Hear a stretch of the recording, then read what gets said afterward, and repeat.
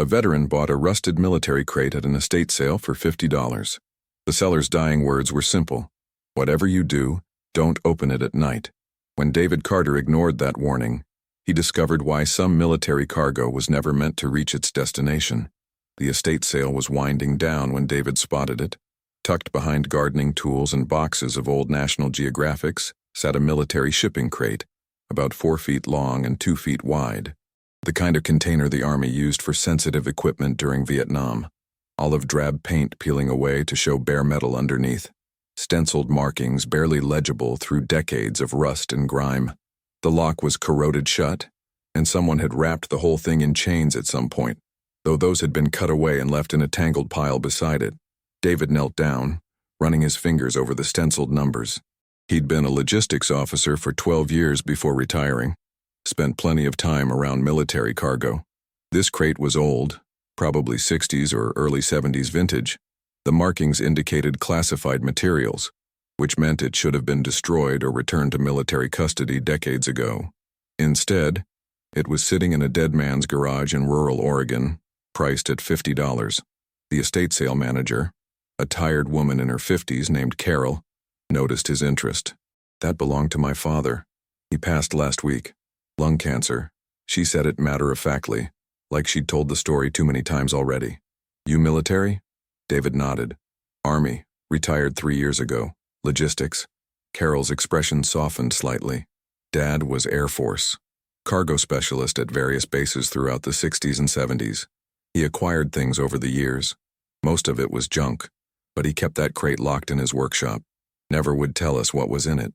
David stood, studying the container more carefully. The chains that had been cut away suggested someone had tried very hard to keep it secured. "Your father never opened it?" Carol shook her head. "Said he couldn't. Said the lock was seized and he didn't have the key anyway. But near the end, when the morphine had him talking, he said something strange."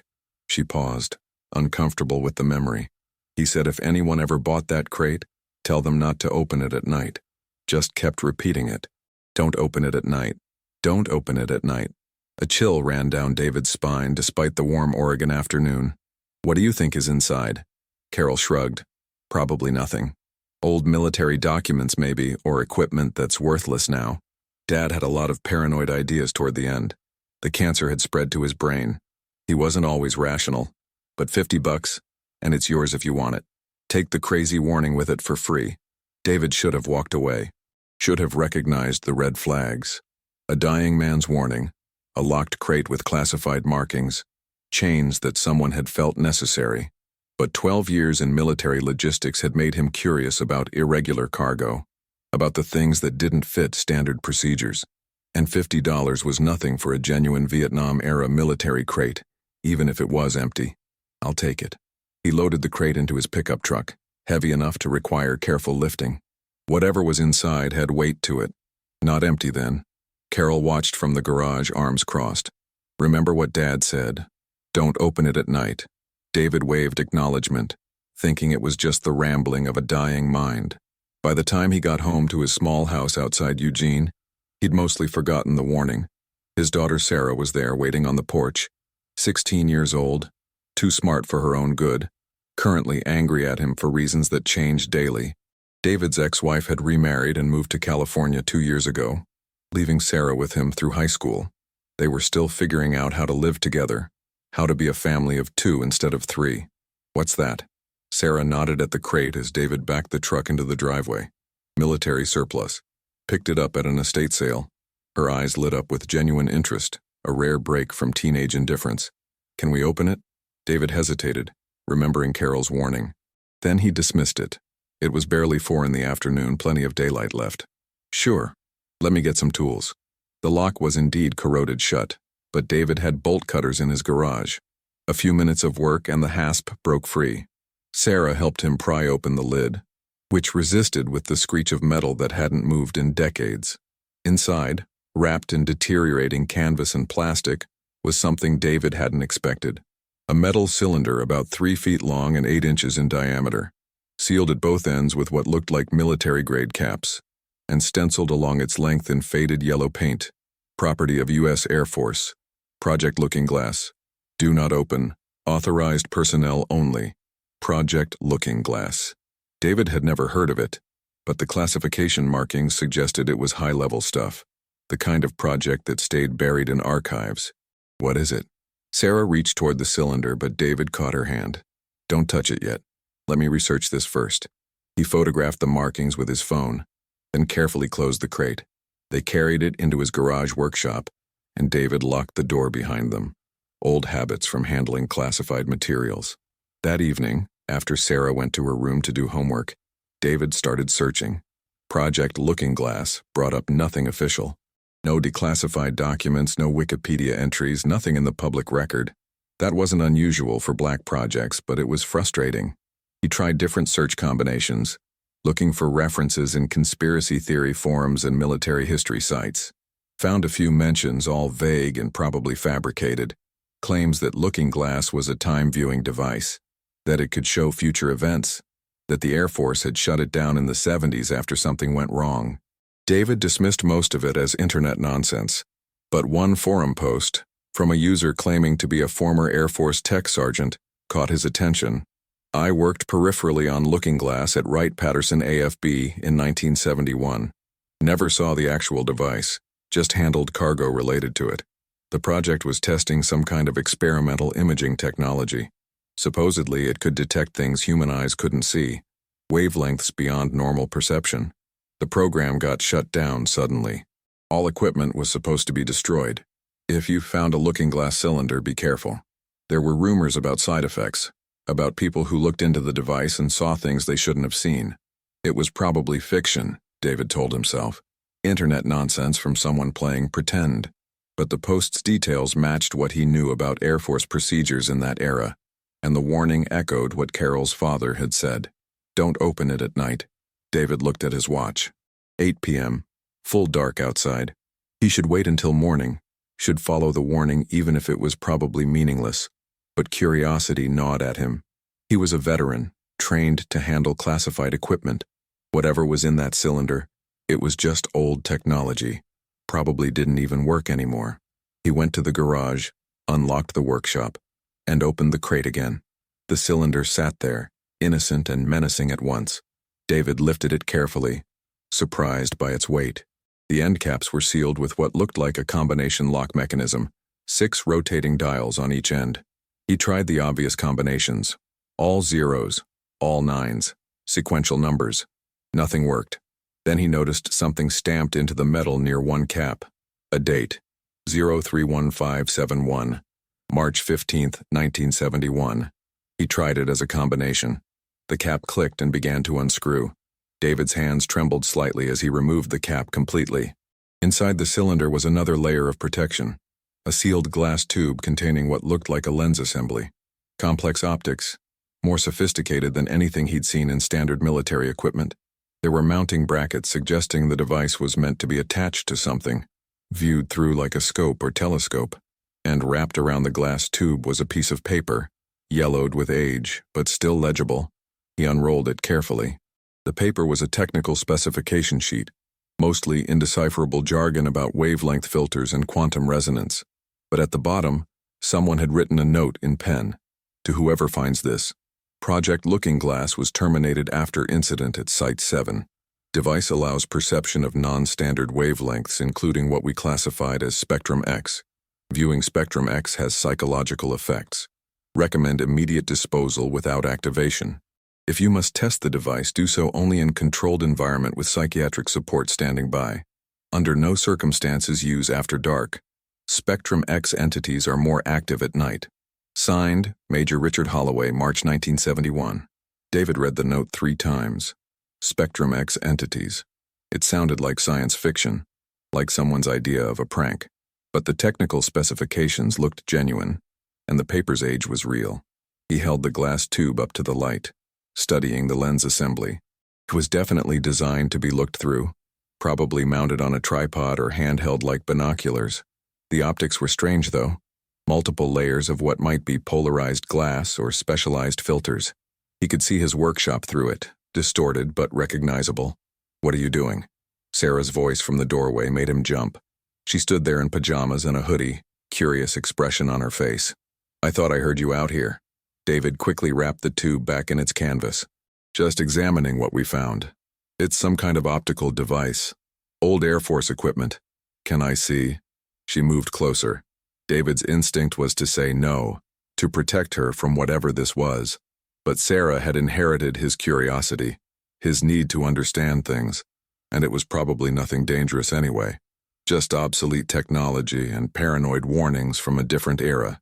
Before we can provide you with more incredible stories like this one, make sure you hit that subscribe button and turn on notifications. Tomorrow we have something special that will absolutely blow your mind. Trust me, you won't want to miss it. Sure, but carefully. He handed her the wrapped tube. Sarah unwrapped it slowly, holding the glass up to examine the lens assembly. It's weird, like looking through water or something. Everything's all distorted. She turned, pointing it toward the workshop window. The glass showed the dark backyard beyond, shapes visible in the ambient light from the house. Then her expression changed. Dad, there's something out there. David looked through the window normally, saw nothing but his yard, the fence line, darkness beyond. Sarah was still looking through the tube, her face pale now. There's someone standing by the fence, just standing there, watching the house. David took the tube from her, looked through it himself. At first he saw the same distorted view of the backyard. Then his eyes adjusted to the strange optics, and he saw what Sarah had seen. A figure stood near the fence line, barely visible through the device's filtered view. Tall, impossibly thin, with proportions that weren't quite human. As David watched, it moved, not walking, but shifting position instantaneously, now closer to the house, now at a different angle. Its movement didn't follow normal physics. David lowered the tube, heart pounding, looked at the backyard with normal vision. Nothing there, just empty yard and darkness. He looked through the tube again. The figure was closer now, almost to the back door.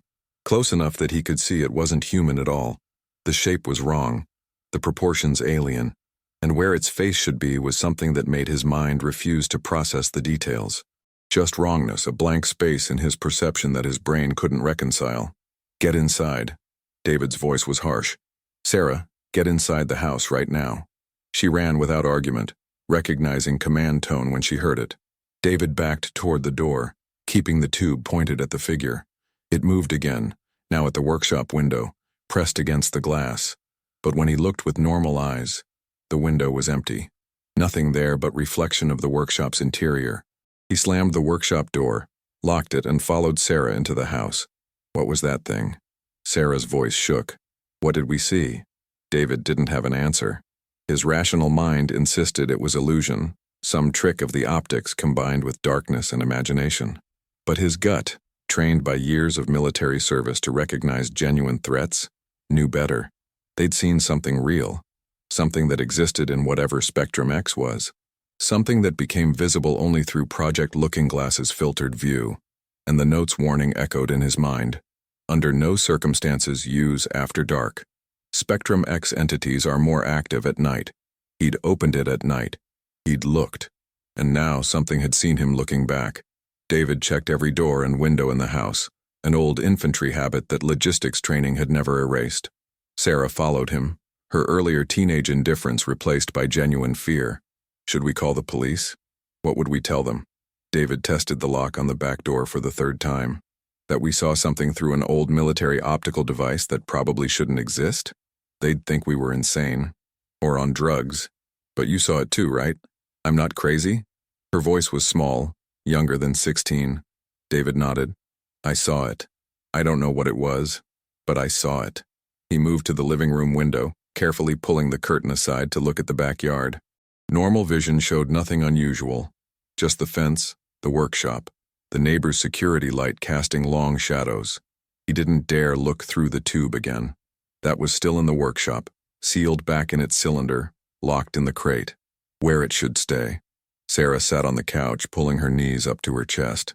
What did the note say? The one wrapped around that thing? David had hoped she hadn't noticed that detail, but Sarah missed nothing when she was paying attention. It was a warning. From the officer who sealed the device. He said it shows things in wavelengths we don't normally see, and that those things are more active at night. She processed that for a moment. So that thing outside, it's always there? We just can't usually see it? The thought made David's skin crawl. Maybe. Or maybe the device somehow attracts them, makes us visible to them the same way it makes them visible to us. Either way, we're not using it again. Ever. We should destroy it, Sarah said immediately. Take it to a military base or something. Let them deal with it. She was right, David knew. The smart move was to contact Wright-Patterson AFB, tell them he'd found Project Looking Glass equipment, let them retrieve it. But something stopped him.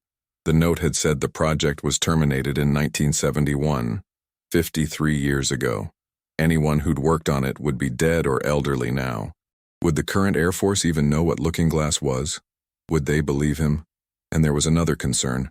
Carol's father had kept that crate locked and chained for decades, had lived with whatever knowledge he'd gained about its contents until cancer finally killed him. What had he seen that made him so afraid? What had he known that required a warning from his deathbed? I'll figure something out tomorrow, David told Sarah. For tonight, we stay inside. Keep the doors locked. Try to sleep. You think you can sleep after seeing that? Sarah's laugh was slightly hysterical. Dad, there's something outside that shouldn't exist. Something that was watching us. David sat beside her, putting his arm around her shoulders the way he used to when she was little and had nightmares. I've seen a lot of things in my career that were hard to process. Things in combat zones that didn't make sense at first. You learn to compartmentalize. Deal with immediate threats first. Process the weird stuff later. Right now, the immediate situation is that we're inside. We're safe. And whatever that thing is can't get in. That's what matters. How do you know it can't get in? The question hung in the air. David didn't have a good answer. He didn't know the rules governing Spectrum X entities. Didn't know if physical barriers mattered to something that existed in wavelengths beyond normal perception. But he couldn't let Sarah see his uncertainty. Because if it could get in, it would have already. These things, whatever they are, they were here before we saw them. The device just made them visible. So whatever rules governed their existence before we looked, those rules still apply. It was logic built on assumptions, but it seemed to help. Sarah's breathing steadied. They sat together on the couch, lights on, TV playing something neither of them watched. Around midnight, David convinced Sarah to try sleeping. He walked her to her room, checked the window locks again, left her door open and the hallway light on. She didn't protest any of it. Then he returned to the living room, made coffee, and settled in for a long night of watching the windows. Nothing appeared. The backyard remained empty in normal vision, the street quiet. David resisted the urge to go to the workshop and look through the device again. Resisted because he knew the temptation would be overwhelming, and he'd already made one mistake tonight by ignoring the warning. Dawn came slowly, gray light replacing darkness. David felt exhaustion pulling at him but refused to sleep. Only when full daylight filled the house did he let himself relax slightly. Sarah emerged around 8, looking as tired as he felt. I didn't sleep much. Me neither. They made breakfast in silence, both avoiding talk about the previous night. But as David was finishing his coffee, Sarah asked the question he'd been dreading. What are you going to do with it? The device? David had been thinking about exactly that all night. The smart move was disposal. Drive to the coast, weight the crate with rocks, drop it in deep water. Let Project Looking Glass disappear the way it should have decades ago. But the analyst part of his mind, the logistics officer who'd spent years tracking equipment and solving supply problems, rebelled against that solution. This was evidence of something important, something that challenged basic assumptions about reality. Destroying it felt like a betrayal of truth. I need to understand it first. David said it carefully, watching Sarah's reaction. Research what Project Looking Glass actually was. Find out if there are others who've encountered this. Then decide what to do. Sarah's expression was skeptical. You want to use it again? No. David's response was immediate. I want to understand it without using it. There's a difference. I'm not looking through that thing again, especially not at night. But maybe I can find people who know about it. Scientists, researchers, someone who can explain what we saw. And if you can't, if it's just classified military weirdness that nobody talks about, then I'll destroy it or turn it over to authorities. But I need to try understanding first. Sarah nodded slowly. Okay, but promise me something. Promise you won't look through it again without telling me first. And promise we only do it during the day, if we absolutely have to. Deal. David felt relief that she wasn't demanding immediate destruction. Sarah had inherited his curiosity along with his stubbornness. They'd face this together. That day, David called in sick to his job at a logistics consulting firm. Not entirely a lie given his exhaustion. He spent hours researching Project Looking Glass, finding little beyond the conspiracy theories he'd seen before. Most claimed it was about time travel or seeing the future.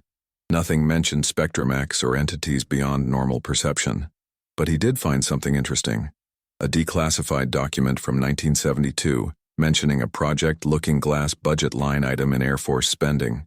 Just one line in thousands of pages, easily missed. But it confirmed the project had existed officially. He also found an academic paper from MIT published in 1969 about theoretical wavelengths beyond human perception. The author, a physicist named Dr. Elizabeth Marsh, had proposed that reality existed in multiple frequency bands, most of which humans couldn't detect without technological assistance. The paper had been largely ignored by mainstream science, dismissed as speculative, but David found a faculty page showing Dr. Marsh was still alive, now professor emeritus at MIT, age 86 but still publishing occasionally. He sent her an email, kept it vague but intriguing. Dr. Marsh, I'm a former military logistics officer who's recently acquired a piece of Air Force equipment from the 1970s. The device appears designed to view wavelengths beyond normal human perception. Your 1969 paper on frequency bands suggests you might understand the theoretical basis. Would you be willing to consult on this matter? I can provide compensation for your time. Sincerely, David Carter. He didn't expect a response quickly, if at all, but within 3 hours his phone rang. Unknown number. David answered cautiously. Mr. Carter? The voice was elderly but sharp. This is Elizabeth Marsh. I got your email. Tell me about this device you found. David hesitated. The call could be legitimate or some kind of scam. How do I know you're really Professor Marsh? The woman laughed. Fair question. Look up my MIT faculty page. Call the number listed there. They'll transfer you to my office. I'll wait.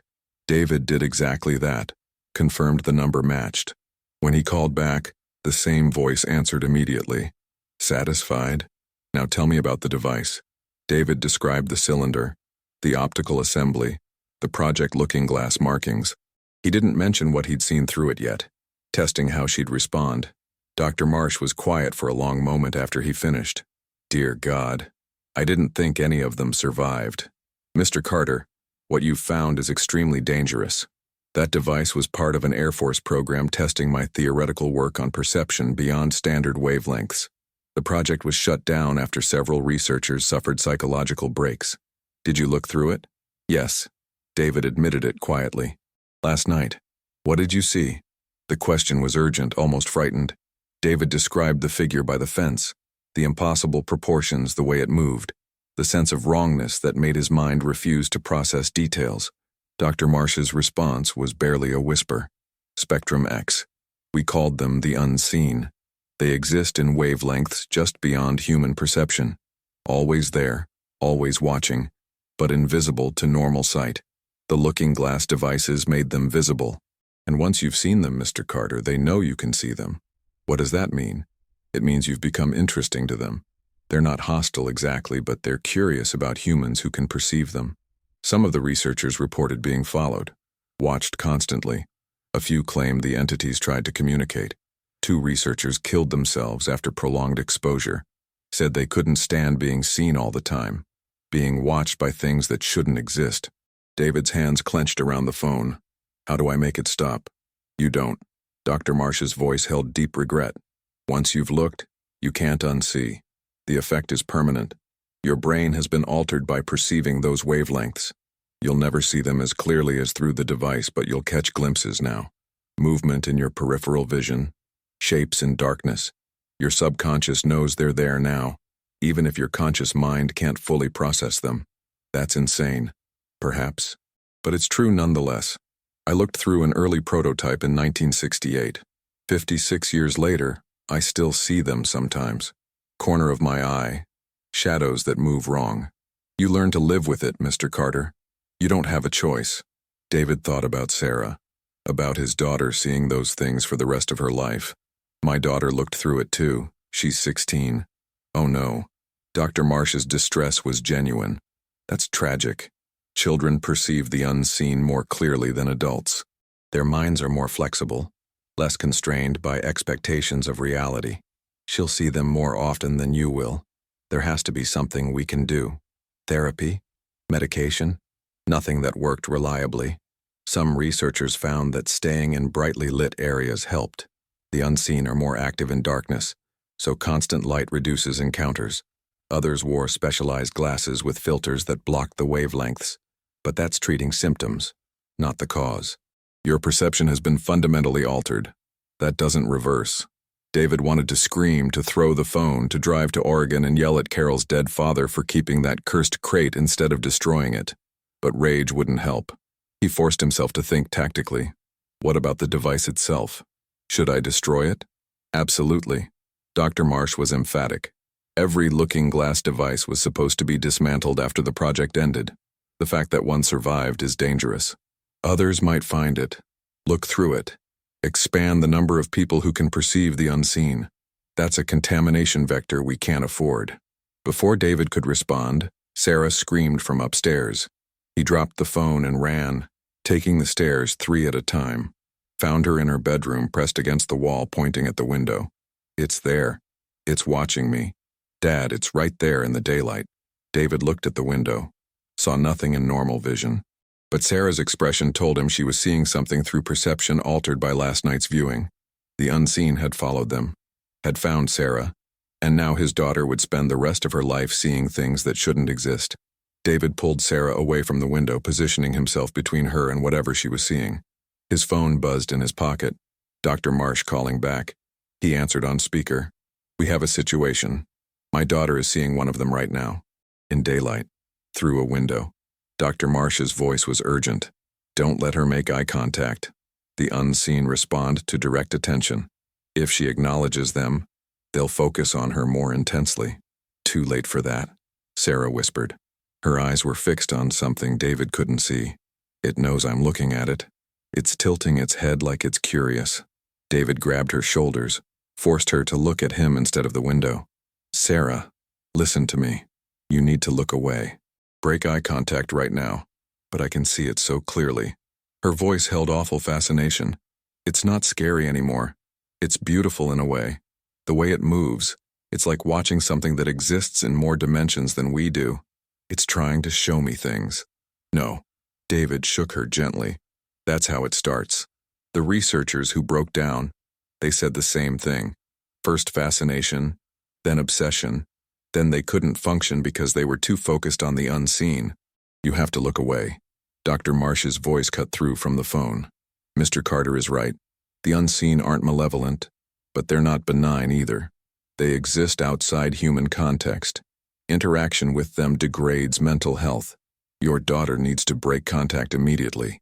Sarah finally tore her gaze from the window, focusing on David's face instead.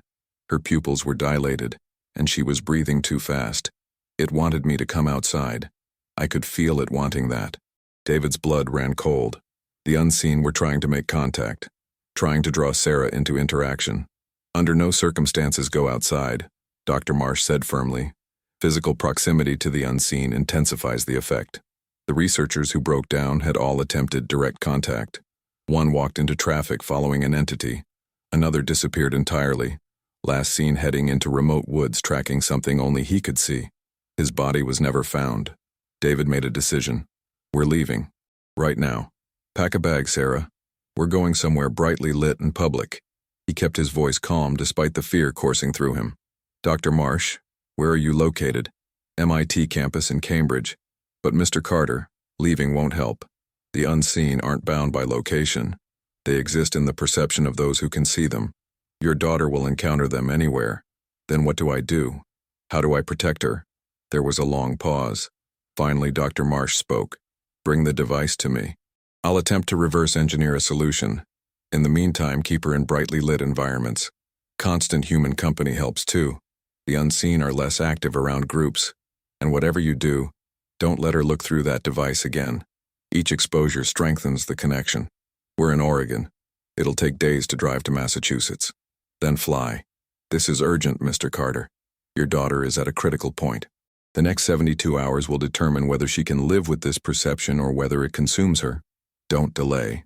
David looked at Sarah, seeing fear mixing with that awful fascination in her expression. She was still fighting the urge to look back at the window. Okay, we'll catch the first flight out, but the device is coming with us. I'm not leaving it here for someone else to find. After hanging up, David moved quickly. He threw clothes into a duffel bag, grabbed his laptop and Sarah's medications, shoved everything into his truck. Sarah was moving mechanically, following instructions but clearly distracted. Dad, there are more of them now. Not just at the window. They're gathering in the yard like they know we're leaving. David refused to look. He'd catch glimpses anyway, his altered perception showing him shadows that moved wrong, shapes in his peripheral vision that vanished when he turned to look directly. But he wouldn't give them his full attention, wouldn't risk the fascination that had captured Sarah. He loaded the crate with the looking glass device into the truck bed, covered it with a tarp. Then he got Sarah into the passenger seat, locked the house, and drove toward Portland International Airport. The whole way, Sarah stared out the window.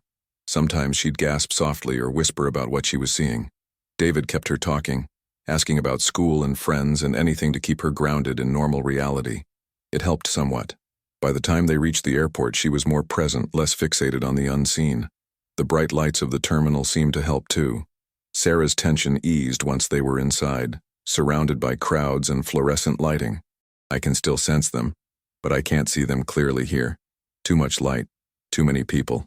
Thank God for that. David booked 2 tickets on the next flight to Boston, paying extra for same-day travel. While they waited at the gate, he researched shipping options for the crate. Military surplus, he told the cargo company. Needs to reach MIT within 24 hours. They arranged pickup from the airport parking lot. Expedited delivery. $500 he couldn't really afford, but worth it to get that cursed device out of his possession. The flight was tense. Sarah couldn't sleep despite her exhaustion, kept watching the window even though they were above the clouds. What do you think they are?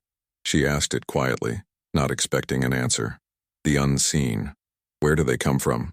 David had been wondering the same thing. Dr. Marsh said they exist in wavelengths beyond human perception.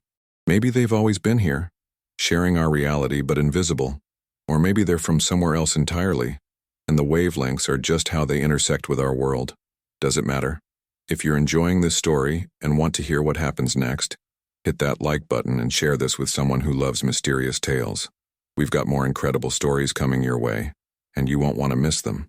I guess not. Sarah leaned her head against the window. It's just scary not knowing. If they've always been here, why did evolution make us unable to see them? Maybe because seeing them isn't beneficial.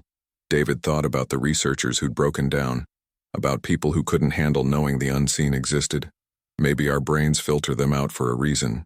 Maybe some truths aren't meant to be perceived because we can't handle them psychologically. That's depressing. Welcome to adult life. Everything important is depressing if you think about it too long. Sarah smiled slightly at that. First real smile since the previous night. They landed in Boston around 11 p.m. local time. David had arranged a rental car, drove directly to a hotel near MIT campus. He picked the brightest, busiest hotel he could find. Modern design with floor-to-ceiling windows and lights everywhere. Sarah's relief was visible when they checked in. This is better. I can barely sense them here. All the glass and light, it's like static blocking a radio signal. They slept in shifts, David taking first watch.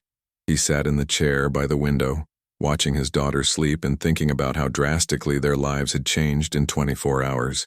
Yesterday, they'd been normal people with normal problems. Teenage drama and work stress and figuring out how to be a family. Now they were perceiving reality differently, permanently altered by looking through a device that should have been destroyed 50 years ago.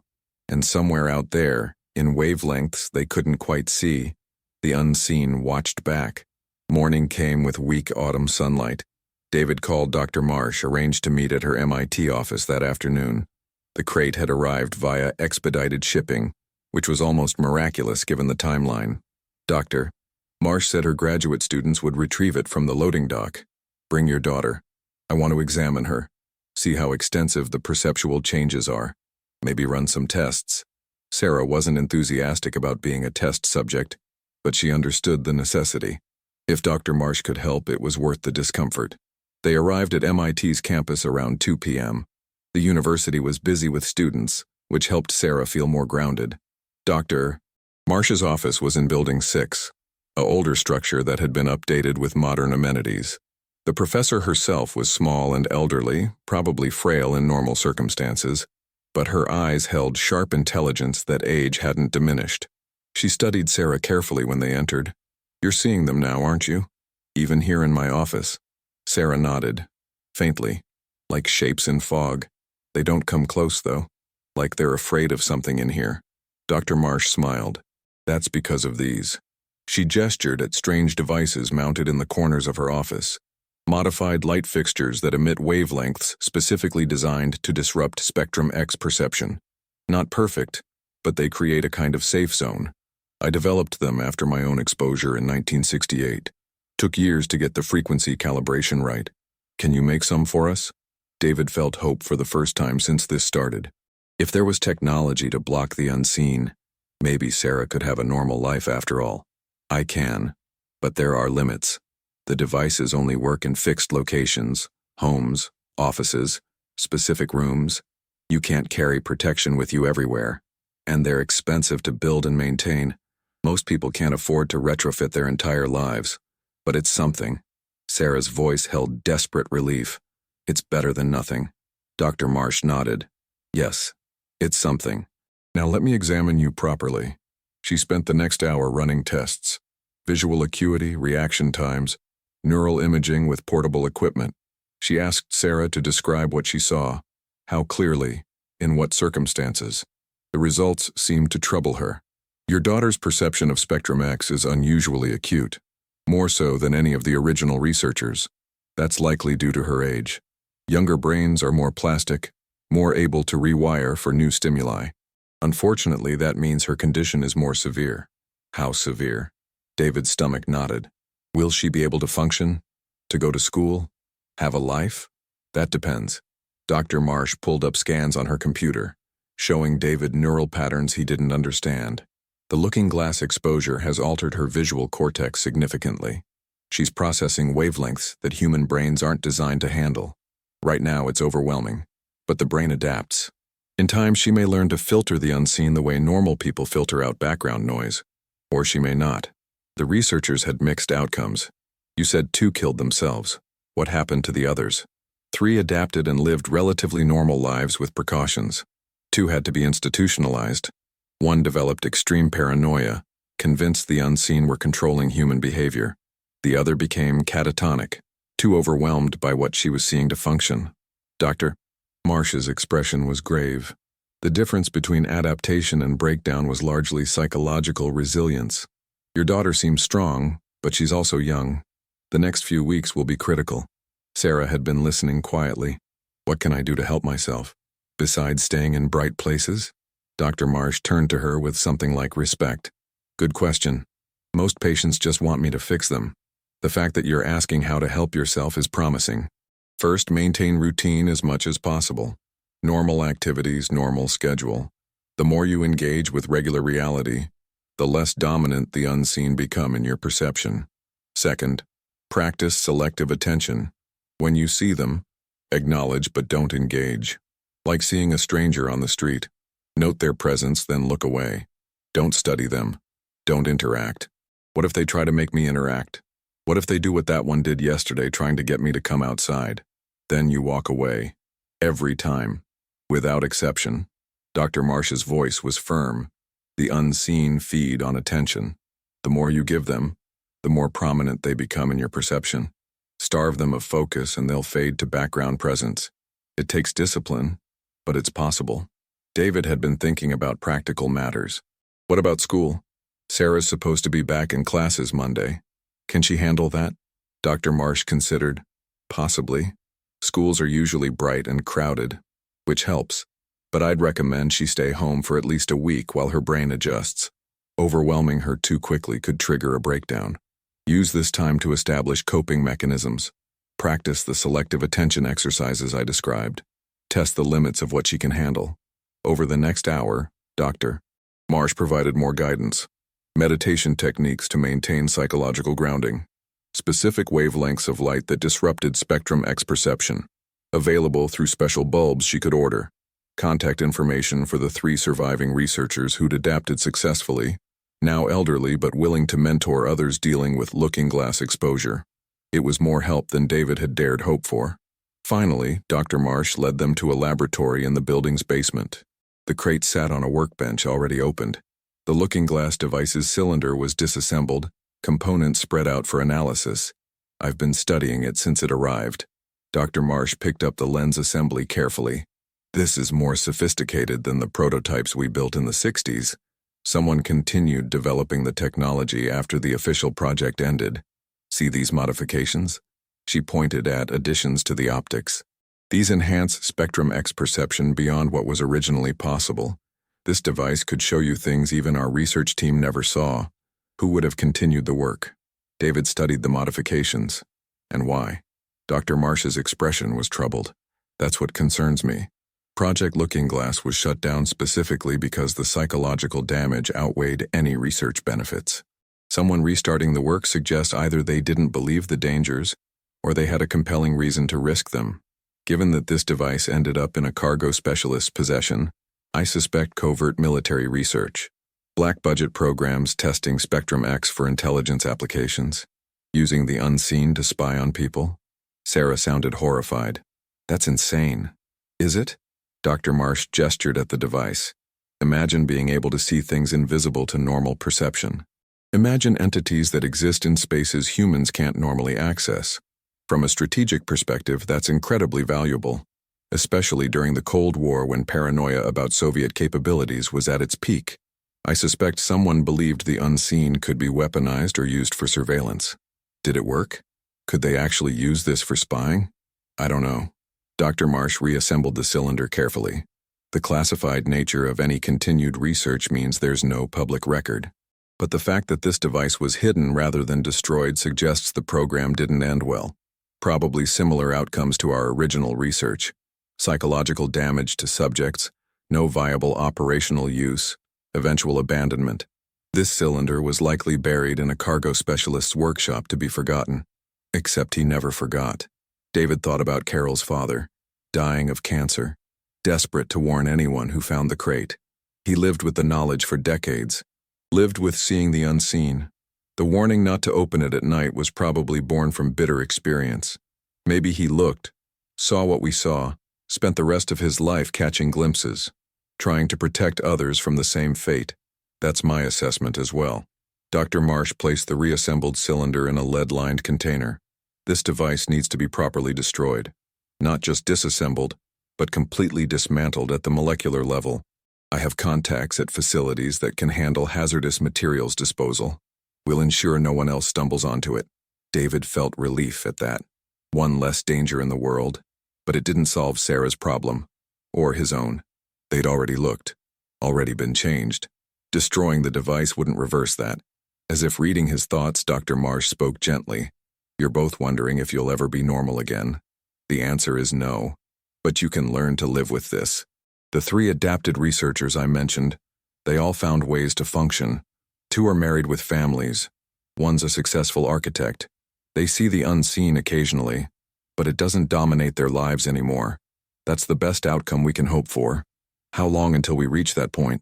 Sarah's voice was small. When does it stop being overwhelming? Everyone's different. Dr. Marsh pulled out a prescription pad, wrote something down. For you, probably 6 months to a year before you feel truly in control. Your father might adapt faster since adult brains are more rigid, less affected by the altered perception. In the meantime, I'm prescribing low-dose anxiety medication, not to fix the problem but to help you manage the stress while you adjust. They left MIT as evening approached, David carrying instructions for installing Spectrum X disruptor lights at home, Sarah clutching the prescription and contact information for the adapted researchers. The drive back to the hotel was quiet. Sarah seemed less frightened now, more resigned. Having expert guidance made the impossible situation feel manageable. That night, they talked for hours about what their lives would look like going forward, about how to explain Sarah's situation to school administrators without sounding insane, about whether they should tell David's ex-wife or keep this secret between themselves. They decided on partial truth. Sarah was dealing with a medical condition affecting her vision and perception, required accommodation and therapy, but was expected to recover with time. It wasn't exactly a lie. Over the next few days, they established new routines. David worked remotely while Sarah practiced Dr. Marsh's selective attention exercises. They installed the special light bulbs throughout the hotel room, which helped tremendously. Sarah reported the unseen faded to barely there shadows under the disruptor lighting. They made plans to retrofit their Oregon home the same way before returning.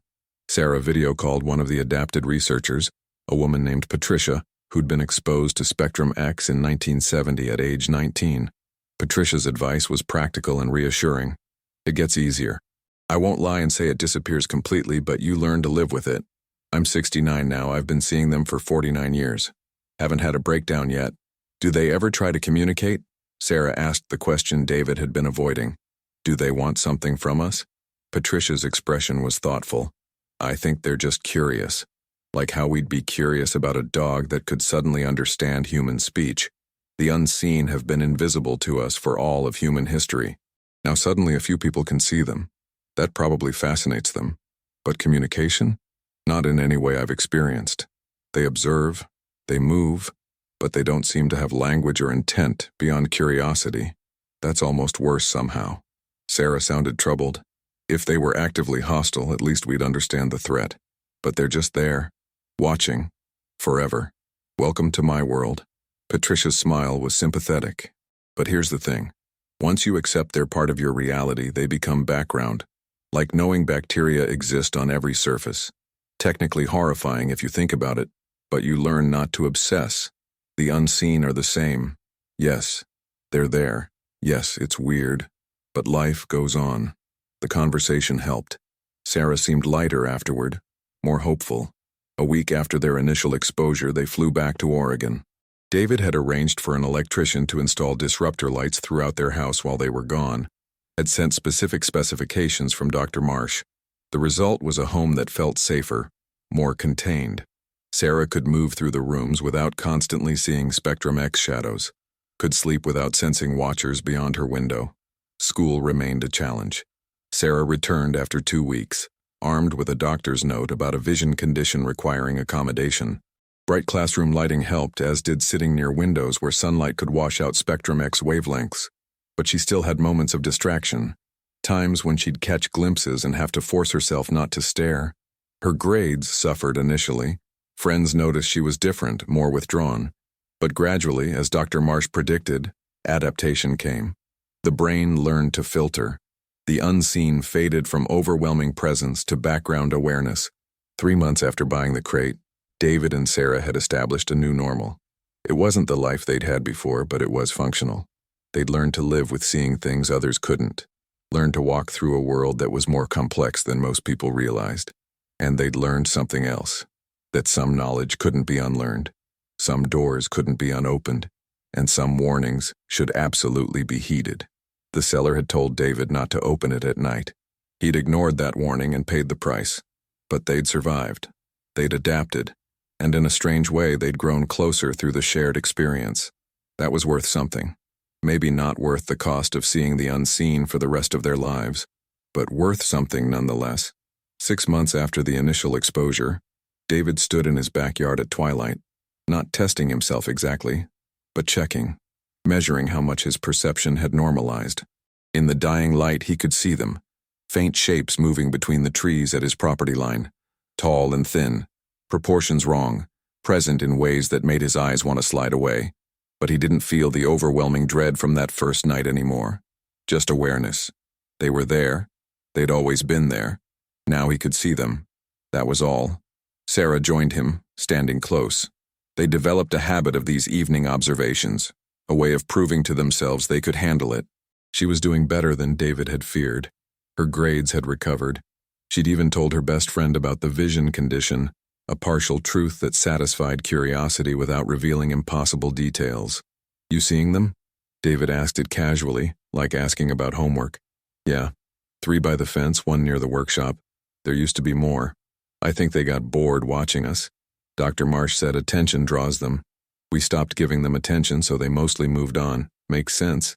Sarah leaned against him, comfortable with the shared secret. Dad, do you ever wonder what they are? Like really are? Where they come from? Every day. But David had stopped expecting answers. Some mysteries didn't have solutions. Some questions weren't meant to be answered.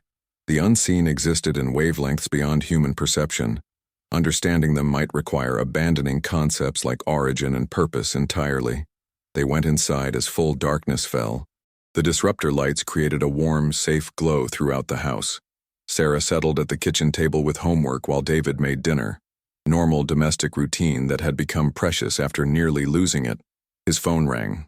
Unknown number. David had learned to be cautious about unknown calls since the exposure, but something made him answer. "Mr. Carter?" The voice was male, young, uncertain. "My name is Kevin Bradford. Dr. Marsh gave me your number. She said you might be able to help me." David's grip tightened on the phone. "Help how?" "I found a crate at my grandfather's estate sale in Arizona. Had military markings. Looked old. I opened it 3 days ago. Inside was this weird optical device." Kevin's voice trembled. "I looked through it at night. Saw things I shouldn't have seen. Now I can't stop seeing them. They're everywhere. I can't sleep. Can't function. Dr. Marsh said you went through the same thing. Said you adapted. Please tell me how." David glanced at Sarah, who'd looked up from her homework at his tone. Another victim. Another person who'd ignored warnings or never received them. Looked through a looking glass device and had their perception permanently altered. How many of these devices were still out there? How many more people would stumble onto them? "Walk me through what happened." David kept his voice calm while his mind raced. Kevin described an experience nearly identical to David's. Elderly relative who'd worked in military logistics during Vietnam. Crate stored for decades. Device with Project Looking Glass markings. The overwhelming shock of seeing the unseen for the first time. "Where are you now?" "Home in Tucson. Alone. My roommate thinks I'm having a breakdown. Maybe I am. I haven't slept in 3 days. Every time I close my eyes, I feel them watching." David recognized the edge in Kevin's voice. The young man was approaching the breaking point where adaptation became impossible. "You're not having a breakdown. What you're experiencing is real. But you need to get to safety immediately. Bright lights, public place, people around you. Can you do that?" "I don't know." Kevin sounded lost. "I don't know if I can leave the apartment. They're outside, waiting." "That's in your head." David said it firmly. "The unseen don't wait. They don't hunt. They're just there. The fear is making you imagine intent that doesn't exist. You need to break the fear cycle." Sarah was already moving, pulling up flight information on her phone, mouthing, "Tucson?" at David. He nodded. "Kevin, I'm going to help you. But I need you to do exactly what I say. First, turn on every light in your apartment, every single one." Over the next hour, David talked Kevin through immediate stabilization. Lights, music, connection to normal reality. He had Kevin video call so he could see the young man's state. Kevin was maybe 25, graduate student based on the textbooks visible in his apartment, exhausted and terrified, but responding to guidance. Sarah found flights to Tucson, leaving early the next morning. David booked 2 tickets without hesitation. "We're coming to you," David told Kevin firmly. "We'll be there by noon tomorrow. In the meantime, stay on the phone with us. Or if you need to sleep, keep the video call connected. You're not alone in this." Kevin's relief was visible. "Thank you. God, thank you. I thought I was losing my mind. You're not. You've just seen something most people can't see. It's overwhelming at first, but it gets manageable. I promise." They stayed on the call until Kevin finally fell asleep from pure exhaustion around 3 a.m. Then David and Sarah packed quickly, left a note for neighbors to watch the house, and drove to Portland for their flight. This was becoming a pattern, David realized. They'd adapted to their own exposure. Now they were helping others adapt to theirs. It felt like falling into a role neither of them had chosen but both accepted as necessary. The flight to Tucson was tense. Sarah had contacted Patricia, the adapted researcher, asking for advice about helping new victims. Patricia's response had been immediate and helpful. "You're doing the right thing. The first 72 hours after exposure are critical. Having someone who understands, who's been through it, that can mean the difference between adaptation and breakdown." She'd sent additional techniques, updated research from Dr. Marsh's ongoing work. They reached Kevin's apartment by early afternoon. He answered the door looking worse than on video. 3 days without real sleep had left him haggard and paranoid, but his relief at seeing them was genuine. "You're real." You're actually here. I have convinced myself you were hallucinations too. We're real. Sarah spoke with the authority of someone who'd walked this path, and we're going to help you through this. Can we come in? Kevin's apartment was a graduate student disaster. Books everywhere, unwashed dishes, laundry piling up. But every light was on, making the space bright and relatively safe from Spectrum X perception. David did a quick assessment. The apartment was workable as a short-term base. They'd need to install disruptor lights eventually, but standard brightness would suffice for now. First things first, David pulled out his laptop. We need to establish your situation. Do you still have the device? Where did you find it? How many times did you look through it? Kevin described finding the crate at his grandfather's estate sale. Military surplus looked interesting. He'd been researching Cold War history for his dissertation, thought it might be relevant. The device inside had markings suggesting Project Looking Glass. He'd found references online, got curious, looked through it.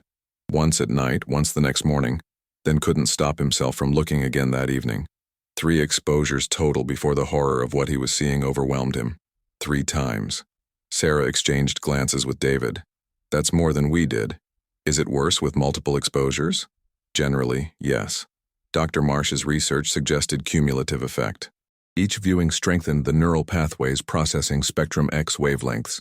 Kevin's perception would be more acute, harder to filter, but not impossible, just requiring more work.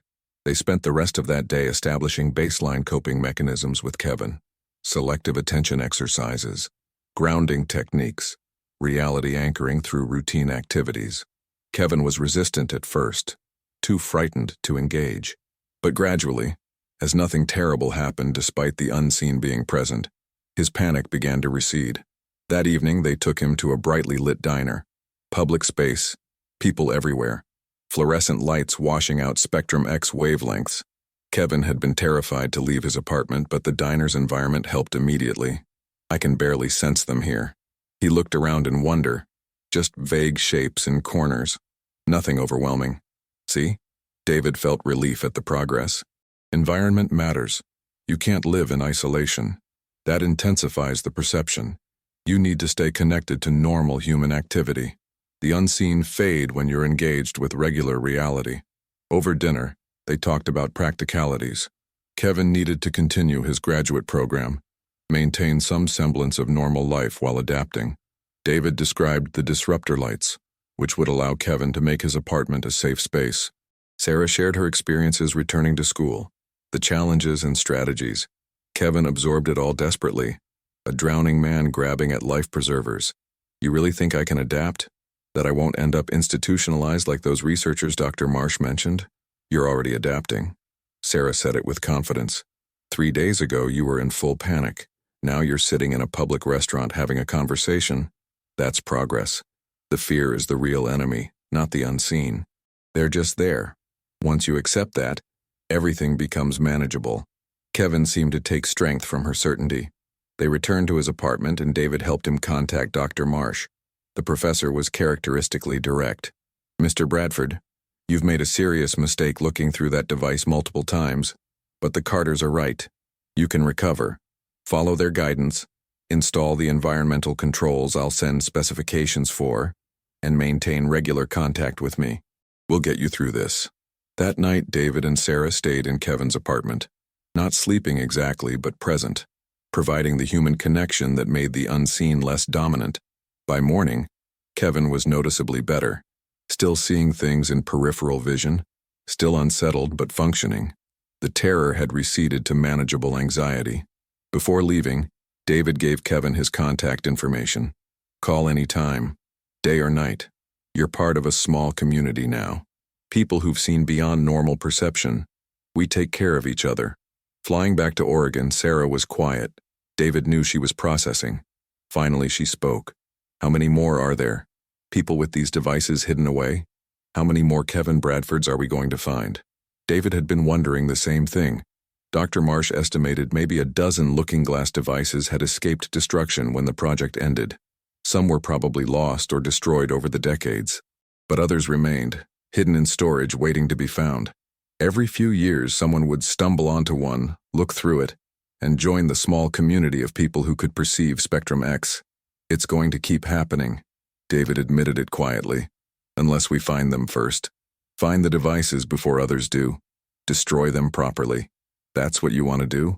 Sarah studied him. Hunt for these things? Make it your mission? I don't know. David felt the weight of responsibility settling. But someone needs to. We have expertise now. We understand the danger. Maybe we're the right people to ensure no one else suffers what we suffered. What Kevin's suffering now. Sarah nodded slowly. Okay, then that's what we do. We adapt to our own exposure, and we help prevent others. She smiled slightly. Not the retirement plan you expected, huh? Not even close. But David felt rightness in the decision. Purpose. They'd been victims of Project Looking Glass, but they could become something more. Protectors. Guides for others navigating the same impossible territory. Over the next months, that's exactly what they became. Dr. Marsh connected them with others who'd been exposed over the years, building a network of adapted individuals. David and Sarah helped new victims through their initial terror, taught coping mechanisms, provided the human connection that made adaptation possible. They tracked down 3 more Looking Glass devices, working with Dr. Marsh to ensure proper destruction. Each device removed was one less trap waiting to destroy someone's perception of reality. It wasn't easy work. Some victims couldn't adapt, ended up institutionalized despite their best efforts. Others adapted, but resented the intrusion of the unseen into their lives, blamed David and Sarah for not finding them sooner. But enough people recovered, enough adapted successfully, that the work felt meaningful. They were making a difference, taking something terrible that had happened to them and using it to help others. A year after buying the crate, David stood in his workshop looking at the space where it had sat. The crate itself was long gone, destroyed along with the device it contained. But the memory remained sharp, the moment he'd opened it, the warnings he'd ignored, the permanent change that had followed. He didn't regret buying it exactly, couldn't regret something that had led to helping dozens of people. But he'd learned respect for warnings, learned that some knowledge came with irreversible costs, learned that curiosity, while valuable, needed tempering with caution. Sarah joined him in the workshop. Thinking about that night? Yeah. David turned to face his daughter. Do you regret it? Looking through the device? Sarah considered the question seriously. No.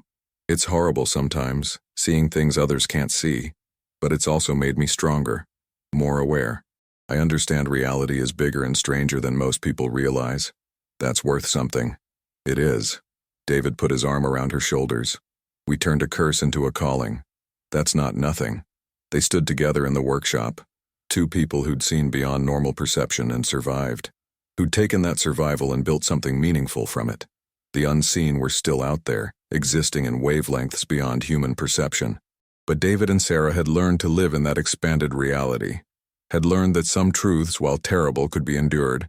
And sometimes, if you were strong enough and lucky enough, you could help others endure them too. That was enough. More than enough. It was purpose. 18 months after the initial exposure, David received a call that changed everything. The voice on the other end was elderly, official, careful. Mr. Carter?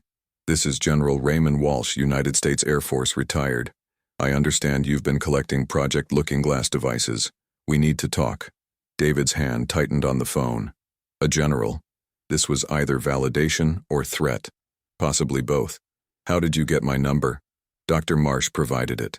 General Walsh's tone was measured. She and I worked together briefly in the 70s. She contacted me when you started your recovery efforts. Thought I should know. I've been monitoring your activity since then. You've been very effective. Perhaps too effective. Is that a threat? It's a recognition of reality. General Walsh sighed. Mr. Carter, Project Looking Glass wasn't just one Air Force program. It was part of a broader effort spanning multiple agencies and decades. The devices you found represent a fraction of what was built. Most were properly destroyed, but some were diverted, hidden, kept by individuals who recognized their potential despite the dangers. How many are still out there?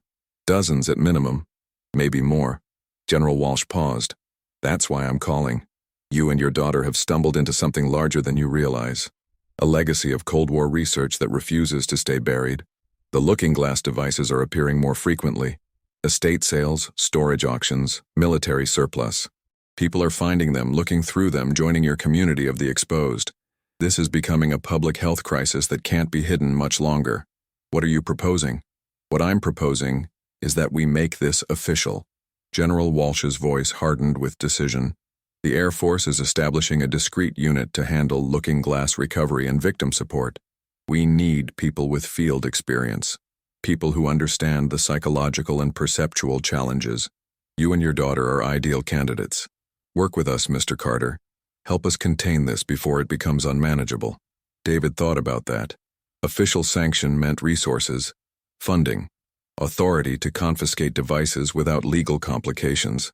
But it also meant government oversight, bureaucracy, potential conflicts between helping people and protecting institutional secrets. I need to discuss this with Sarah and with Dr. Marsh. General Walsh agreed. Take 48 hours. But understand this. The situation is deteriorating. 3 months ago, 15 people were exposed to Spectrum X wavelengths. Last month, it was 23. The devices are proliferating faster than we can track them. We need your expertise before this spirals completely out of control. After hanging up, David found Sarah in her room. She was a senior in high school now, preparing for college applications, trying to maintain normalcy despite seeing things others couldn't. They talked for hours about the general's offer, the benefits and risks, the question of whether working with the Air Force helped or hurt their mission. Finally, Sarah spoke. I think we have to do it. Not because I trust the military, but because we're in over our heads. We've helped maybe 40 people in the last year. If there are really dozens more devices out there, we can't handle that alone. We need resources. David agreed. They called Dr. Marsh, brought her into the decision. The professor was characteristically pragmatic. The Air Force has resources you need. But be careful. Institutions protect themselves first. If helping victims conflicts with protecting classified information, the institution will choose secrecy. Make sure any agreement includes provisions for victim care as the primary mission. That became David's condition when he called General Walsh back. We'll work with you, but victim welfare comes first. Every person exposed gets support regardless of classification concerns. No one gets abandoned because they're inconvenient. General Walsh agreed. David suspected there would be tension around that promise eventually, but for now, he took the commitment at face value. 2 weeks later, David and Sarah found themselves at a discrete facility outside Colorado Springs. The Air Force's Spectrum X Recovery Unit, officially a subsection of the Air Medical Service but actually operating with black budget funding. The facility was small, maybe 20 personnel, but well-equipped. They had disruptor lighting throughout, counseling services, medical monitoring equipment, and most importantly, a database of looking glass device locations. If you're still with us and want to know how this story ends, don't forget to subscribe and hit that notification bell. We've got more incredible stories coming and you won't want to miss what happens next. The unit's commander, Colonel Sarah Hendricks, was all business. We've identified 17 definite devices still in circulation, maybe another 30 possibles. Her office wall displayed a map with pins marking locations across the United States. Your job is recovery. Find the devices, secure them, provide immediate support to anyone who's been exposed. We handle the rest. Formal counseling, long-term care, proper destruction of equipment. Over the next year, David and Sarah became experts at tracking looking glass devices. They developed profiles of likely holders, military veterans who'd worked in logistics during Vietnam, cargo specialists from the 70s, occasionally civilians who'd acquired surplus equipment. They learned to recognize the signs of recent exposure, reports of unusual vision problems, sudden paranoia, references to seeing things others couldn't. Most importantly, they learned to move fast. The difference between reaching someone in the first 72 hours versus a week later could mean successful adaptation versus psychological breakdown. Their success rate was impressive. Of 43 exposures they responded to, 38 people adapted successfully. 4 required intensive psychiatric support, but eventually stabilized. Only 1 victim couldn't be helped. A man who'd looked through a device repeatedly over weeks, convinced the unseen were communicating divine messages. He'd been institutionalized, still seeing overwhelming Spectrum X activity that had completely overwritten his ability to process normal reality. That failure haunted David. They'd been days too late, days that might have saved the man if they'd moved faster. The work took them across the country. a storage unit in Michigan containing 3 devices, an estate sale in Georgia where an elderly widow was trying to sell her Air Force husband's belongings, a military memorabilia shop in Texas whose owner had acquired a strange optical device and foolishly tested it. Each recovery was similar yet unique. Each person exposed needed individualized support to adapt. Sarah proved particularly effective at counseling younger victims, people close to her age who found her experience relatable. But the work also revealed uncomfortable truths. The looking glass devices weren't just appearing randomly. Someone was distributing them. Small numbers, scattered locations, but deliberately placed where they'd be found. David discovered the pattern after their 20th recovery. The devices were showing up in very specific contexts: estate sales advertised online, military surplus stores frequented by collectors, even a few delivered to addresses of known military history researchers. It was too targeted to be coincidence. He brought his concerns to Colonel Hendricks. Someone's seeding these, deliberately getting them into circulation. The question is why? Hendricks had been expecting this conversation. We know. Her expression was grim. We've been investigating for 6 months. Best theory is that it's a foreign intelligence operation. Make Americans perceive Spectrum X, destabilize mental health on a wide scale, create psychological warfare effects without overt attack. Russia or China probably, though we can't prove it. What if it's not foreign? Sarah asked the question David had been avoiding. What if it's domestic? Someone who thinks people should know the unseen exist. That kept Hendricks up at night. Because the distribution pattern suggests insider knowledge. Whoever's doing this knows where looking glass devices were stored, who had them, how to move them into circulation. That implies someone with historical access to classified information, possibly someone from the original program. David thought about that. The original looking glass researchers would be elderly now, 80s or 90s if still alive. Most were probably dead. But maybe one of them had decided the unseen shouldn't remain secret. Maybe exposure was deliberate activism rather than foreign warfare. The implications were disturbing either way. Over the next months, they focused on tracking the distribution network. Sarah, with her digital native skills, proved invaluable. She traced online sales, tracked shipping patterns, identified front companies used to move the devices. Slowly, a picture emerged. The distribution was coordinated by a single entity, hiding behind layers of shell corporations and anonymous sales. And it had started exactly 18 months ago. The timing clicked for David. 18 months ago was when he'd bought his crate, when Kevin had found his device, when the rate of exposures had begun climbing. Something had changed then. Someone had decided to accelerate distribution. They needed to find whoever was responsible before hundreds more people were exposed. The breakthrough came from an unexpected source. Patricia, the adapted researcher David and Sarah had first consulted, contacted them with information. I've been monitoring looking glass exposure reports in support groups online. Found something interesting. Several recent victims mentioned receiving anonymous messages before finding their devices. Messages suggesting they look for specific items at specific sales. Someone's not just distributing the devices. They're actively recruiting people to find them. David examined the messages Patricia had collected. They were subtle, phrased as helpful tips to collectors or researchers. But the pattern was clear. Someone was identifying individuals interested in military history or optical equipment, then directing them toward looking glass devices. It was sophisticated psychological manipulation. Sarah tracked the messages to their source. Took her 2 weeks of digital investigation, but she found it. A single email account, using sophisticated routing to hide its origin. The account had sent hundreds of messages over 18 months, each one carefully crafted to appeal to its target recipient. And the account's creation date corresponded with something significant: the death of Major Richard Holloway. Major Holloway. David remembered the name from the note wrapped around his device, the officer who'd sealed it and written the warning. He'd died 18 months ago at age 92. His obituary mentioned a long Air Force career including classified research positions. No family, no close associates mentioned. A man who'd lived alone with secrets for decades. Colonel Hendricks pulled Holloway's service record, classified though it was. Confirmed he'd been the Project Looking Glass safety officer, responsible for sealing devices after the program's termination. He'd spent 40 years in various Air Force positions, always in logistics and material security. He'd had access to tracking information for every Looking Glass device built, and according to his medical records, he'd been diagnosed with terminal cancer 2 years ago. A dying man's crusade.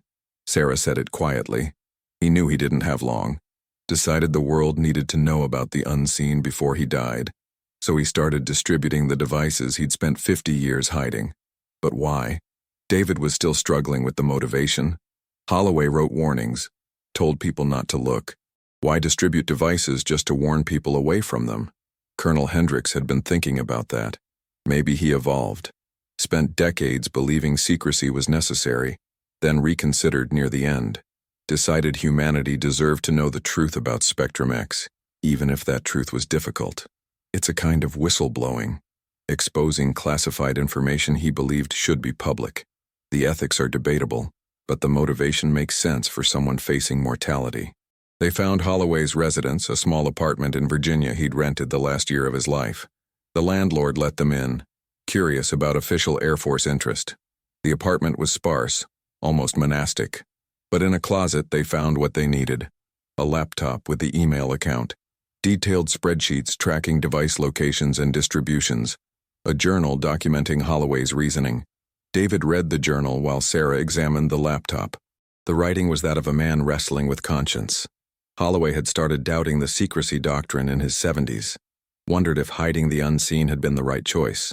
By his 80s, he'd concluded it wasn't. Humans deserved to know their reality was larger than they believed, even if that knowledge was disturbing. His final entries were especially poignant. I'm dying. Cancer has spread beyond treatment. In my life, I've kept secrets that shaped history. Most were necessary. But Looking Glass was different. We hid the unseen because we feared public panic, but maybe panic is appropriate. Maybe knowing you're being watched by entities beyond perception should change how we live. I can't make everyone see them, but I can give people the choice. Let them decide if they want to look. The warnings will keep most away, but the curious, the brave, the seekers of truth, they'll look, and they'll see, and humanity will slowly expand its understanding of reality. That's my legacy. Not the secrets I kept, but the truth I finally released. David closed the journal, feeling unexpected sympathy for the dead major. Holloway had made a choice many would call wrong, had exposed hundreds of people to permanent perceptual changes without their informed consent. But he'd done it believing he was serving a greater good, expanding human knowledge even at significant cost. It was the ultimate whistleblower's dilemma. When does the right to truth outweigh the harm of revelation? Colonel Hendricks was less sympathetic. He traumatized dozens of people because he decided secrecy was wrong. That's not heroism, that's arrogance. He didn't have the right to make that choice for others. She took the laptop and journal as evidence. With Holloway dead, we can't prosecute, but we can shut down his distribution network, seize the remaining devices he cataloged, stop new exposures, but we can't stop knowledge. Sarah had been quiet, absorbing everything. Holloway was right about one thing. Now that people know the unseen exist, that knowledge will spread. Everyone we've helped, they talk to friends and family, post in support groups. The secret's already out. We're just managing the rate of exposure now, not preventing it entirely. She was right. David had seen it happening. The adapted victims formed communities, shared their experiences, sometimes even advocated for wider awareness. A few had written articles or blog posts, most dismissed as fringe thinking, but some gaining traction. The unseen were becoming part of human knowledge, slowly, messily, but inevitably, which raised the question of what the Spectrum X recovery unit's purpose would be going forward. Colonel Hendricks addressed exactly that in a meeting 2 weeks later. The Air Force is reconsidering our mission. With Holloway's distribution network dismantled, new exposures should decrease. But Sarah's right that knowledge is spreading. We can't keep the unseen secret forever, so we're pivoting from suppression to management. Our new mission is supporting the exposed population, conducting research on long-term effects, and developing better countermeasures. We're accepting that Spectrum X perception is becoming part of human reality. It was a remarkable admission from a military organization built on secrecy. David suspected political pressure had forced the change. Maybe exposure incidents had reached a threshold where covering up was impossible. Maybe leadership recognized that fighting inevitable knowledge was futile. Whatever the reason, It meant their work would continue but with different focus, less about hiding the truth, more about helping people live with it. Over the next year, the unit expanded. They established support centers in major cities, staffed by adapted individuals who could counsel new victims. They funded research into Spectrum X perception, partnering with universities to study the phenomenon openly. Dr. Marsh became the public face of the research, publishing papers that brought scientific credibility to what had been fringe territory. And slowly, carefully, they began public education, not announcing that invisible entities existed that would cause the panic Holloway had dismissed, but acknowledging that some people experienced unusual perceptual phenomena, that support was available, that science was investigating. David and Sarah's role evolved too. They became trainers teaching new recovery specialists how to support the exposed. They consulted on technology development, working with engineers to improve disruptor lighting and other countermeasures. And they continued fieldwork occasionally, responding to complicated cases that required experience. It was meaningful work, though David sometimes felt overwhelmed by the magnitude of what they'd taken on. 2 years after buying the crate, David stood in a lecture hall at MIT. Dr. Marsh had invited him to speak to graduate students about Spectrum X perception from a non-scientific perspective. The hall was packed, students curious about the strange optical phenomenon their professor had been researching. David looked out at young faces, wondering how many would eventually be exposed, how many would someday see the unseen and need support to adapt. He began with his story, the estate sale, the warnings he'd ignored, the moment he'd looked through the device and seen something impossible. He described the terror and disorientation, but also the adaptation, the learning to live with expanded perception. He talked about helping others through the same journey, and he emphasized the key lesson he'd learned, that reality was larger than humans normally perceived, and that was okay. Frightening, yes. Difficult to process, absolutely, but not the end of the world. During the question period, a student asked what David had been waiting for someone to ask. Do you regret looking? Would you choose not to if you could go back? David considered his answer carefully. Part of me regrets it. My daughter and I will see things for the rest of our lives that most people can't see. That's a burden, but it's also given us purpose. We've helped hundreds of people adapt to similar experiences. We've advanced human understanding of perception and reality. If I hadn't looked, all that wouldn't have happened. So no, I don't regret it. I wouldn't choose it again knowing what I know, but I don't regret the path it's put me on. After the lecture, Sarah met him outside the hall. She'd been sitting in the back, listening. How'd I do? You did good, Dad. She linked her arm through his as they walked across campus. Though you could have mentioned how annoying it is when they show up during important moments. I had one watching my SAT test. Very distracting. David laughed. The ability to joke about the unseen was perhaps the clearest sign of successful adaptation.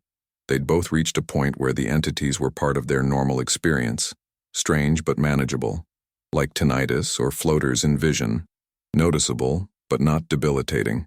That evening they had dinner with Dr. Marsh and Patricia, 4 people bound by shared perception of reality beyond normal wavelengths. They talked about the future, about where Spectrum X research was heading. Dr. Marsh believed that within a decade, the unseen would be common knowledge. Not everyone would see them, but everyone would know they existed. Do you think that'll change society? Sarah asked the question they'd all wondered. If everyone knows there are invisible entities watching, how does that change human behavior? Patricia smiled. I've been thinking about that for 49 years. My conclusion is that it won't change as much as you'd think. Humans are remarkably adaptable. We live with all kinds of uncomfortable truths. Mortality, cosmic insignificance, the vastness of time. We'll live with the unseen the same way. Acknowledge them, accommodate them in our worldview, and get on with our lives. Dr. Marsh nodded agreement. Though there will be interesting philosophical and religious implications, every culture will interpret the unseen through their own framework. Some will see them as spirits or angels, others as aliens or interdimensional beings. The interpretations will be fascinating to study. David thought about that, about how humanity would integrate this knowledge, about the artwork and literature and films that would emerge, about the new technologies developed to interact with or avoid Spectrum X wavelengths. About children growing up in a world where everyone knew reality extended beyond visible perception. It would be different. Not worse, just different. 3 years after the initial exposure, David received a package. No return address, unmarked box. Inside was a device he recognized immediately. Another looking glass cylinder, identical to the one he'd found in his crate. But this one came with a note, handwritten. "Mr. Carter, this is the last one. I've been holding it for 50 years, waiting to see if anyone would do what you've done. Turn a curse into a calling. You have. This device is yours now. Not to use, but to remember. Remember that some knowledge comes with a cost, but that cost can be paid forward. Help others bear what you've borne. That's the real legacy of Project Looking Glass. Not the technology, but the community of those who've seen and chosen to help others see safely. Well done." The note was signed with initials, R.H. Richard Holloway. David stared at the note, trying to understand. The package had been sent recently, postmarked 3 days ago. But Holloway had died over 2 years ago. He showed it to Colonel Hendricks, who was equally puzzled. The handwriting matches samples from Holloway's journal. But that's impossible. Unless he prepared this package before he died, arranged for delayed delivery. Timed to arrive after his distribution network was discovered and shut down. A final message from beyond the grave. Sarah examined the device carefully. "Do you think there really aren't any more? Or is this just what Holloway wanted us to believe?" They'd never know for certain. The Air Force had recovered 32 looking glass devices following Holloway's trail. Statistical analysis suggested that accounted for most of them, but most wasn't all. Probably a few remained hidden, forgotten in storage units and attics, waiting to be found. The work would continue. David placed Holloway's device in a secure case, locked it away. Not to use, as the note said, but to remember. Remember the warnings he'd ignored. Remember the terror of that first exposure. Remember every person they'd helped since then. It was a memorial and a mission statement. Some knowledge couldn't be unlearned. Some doors couldn't be unopened. But people could choose what they did with that knowledge once they had it. Could choose to help others navigate the same impossible territory. That night, David and Sarah stood in their backyard at twilight, their ritual observation. The unseen were there, faint shapes moving in the growing darkness. Familiar now, almost comforting in their consistency. Sarah leaned against her father. "You know what's weird? I can't remember what it was like not seeing them. It's been so long that this feels normal now." David understood. His own memories of pre-exposure perception had faded. This expanded awareness was his reality now, part of who he'd become. "Do you think Mom sees them?" Sarah asked it casually, but David knew the question mattered. His ex-wife had remarried, was happy in California. They'd never told her about the looking glass exposure, had decided some explanations were too complicated. "I don't know. If she's been exposed, she's never mentioned it. But maybe that's the thing. Maybe more people see them than we realize. Maybe they've just learned to ignore them, write them off as imagination. We only know about the ones who reach out for help." It was a disturbing thought. How many people lived with partial spectrum X perception, never knowing it had a name, never understanding what they were seeing? How many had been institutionalized or medicated because they reported seeing things that shouldn't exist? The historical record was probably full of people who'd somehow perceived the unseen and been dismissed as mentally ill. That was changing now, but slowly. 4 years after buying the crate, David was offered a position as permanent director of the Spectrum X Recovery Unit. Colonel Hendricks was retiring, and the Air Force wanted someone with field experience and victim credibility to take over. David accepted. It meant military structure and bureaucracy he'd hoped to avoid, but it also meant resources to expand their mission. Within 6 months, he doubled the unit's staff, established international partnerships with similar programs in other countries, and launched the first public awareness campaign about perceptual phenomena. Sarah graduated high school and chose to study psychology with a focus on perceptual disorders. She wanted to understand the science behind what they'd experienced, develop better support frameworks for the exposed. She'd been accepted to MIT, would study under Dr. Marsh. The circle was complete. Victim to advocate to researcher. That fall, as David drove Sarah to Boston for her first semester, they talked about how much had changed. 4 years ago, I was a logistics consultant barely making ends meet. David shook his head at the memory. You were a teenager worried about normal teenager stuff. Now we're running a government program helping people adapt to seeing invisible entities. Life gets weird. Sarah laughed. Yeah, but at least it's never boring. She looked out the window at the landscape passing by. Dad, do you think we made a difference? Do you think all the people we've helped, all the devices we've recovered, do you think that matters in the long run? David didn't hesitate. Yes. Every person who adapts instead of breaking down, that matters. Every device we destroy before someone unprepared finds it, that matters. We're not changing the fundamental reality that the unseen exist, but we're changing how humanity deals with that reality. That's significant. They reached MIT and moved Sarah into her dorm. Dr. Marsh met them, welcomed Sarah officially to her research team. The professor had aged noticeably in 4 years, but her eyes still held sharp intelligence. Your daughter has a gift, Mr. Carter. She perceives Spectrum X with unusual clarity, but she's also developed remarkable filtering abilities. She'll make an excellent researcher. Take care of her. David smiled. She takes care of herself these days. I'm just along for the ride. Before leaving, David stopped at the memorial wall in Dr. Marsh's office. Photographs of everyone who'd been exposed to Spectrum X through Project Looking Glass over the decades. The original researchers, the victims who'd adapted, even the ones who'd been institutionalized or worse. New photos had been added. Kevin Bradford, now finishing his doctorate and working as a support counselor. Patricia, recognized for her decades of advocacy. And in the corner, most recently added, David and Sarah Carter. Part of the legacy now. Part of history. Driving back to Oregon alone, David thought about warnings. The seller had told him not to open the crate at night. He'd ignored that warning and paid the price. But he'd also gained something invaluable. Purpose, community, understanding of reality beyond normal perception. It wasn't the life he'd planned, but it was a life that mattered. That helped people. That expanded human knowledge despite the costs. The unseen were still out there, existing in wavelengths beyond normal perception. Always had been, always would be. But now, humanity knew. Not everyone, not yet, but enough people that the knowledge was becoming part of collective awareness. Eventually, probably within his lifetime, seeing the unseen would be as accepted as any other perceptual variation. Unusual but not impossible. Strange but not frightening.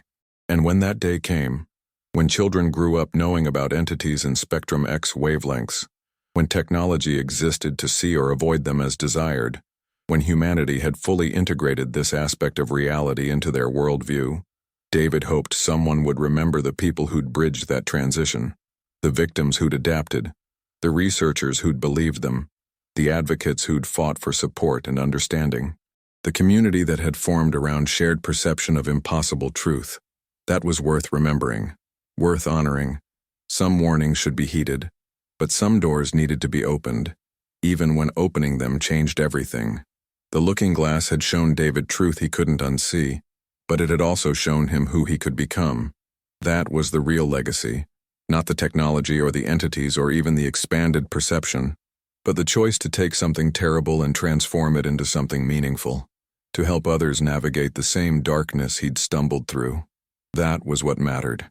That was why he'd kept going despite the fear and difficulty and permanent cost.